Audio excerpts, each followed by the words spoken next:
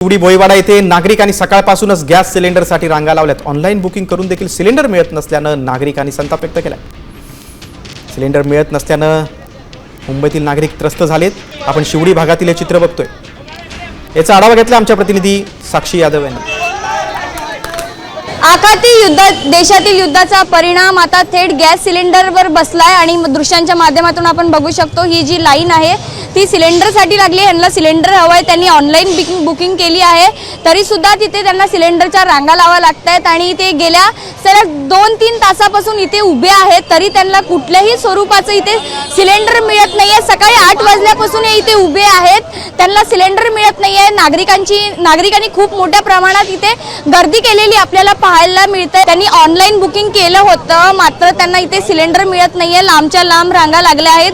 सलग सकाळी 8 वाजल्यापासून इथे सगळे जमलेले आहेत आणि नागरिकांची संख्या जी आहे ती वाढताना आपल्याला दिसते। नागरिक जे इथे येत आहेत सिलेंडर मागतात, पण कुठल्याही स्वरूपाचं सिलेंडर त्यांना इथे प्राप्त होत नाहीये। त्यांच्या म्हणण्यानुसार की इथे एक गाडी येऊन गेली आहे सिलेंडरची भरलेली, तरी सुद्धा इथे त्यांना कुठल्या स्वरूपाचं जे आहे ते सिलेंडर मिळालेलं नाही असं या नागरिकांचं मत आहे। आता हे लांबच्या लांब रांगा ज्या आहेत 8 वाजल्यापासून त्यांनी इथे लावल्या आहेत, त्यांना सिलेंडर मिळावं अशी त्यांची ही प्रमुख मागणी आहे। कॅमेरामॅन राकेश सोबत साक्षी यादव, साम टीव्ही, मुंबई।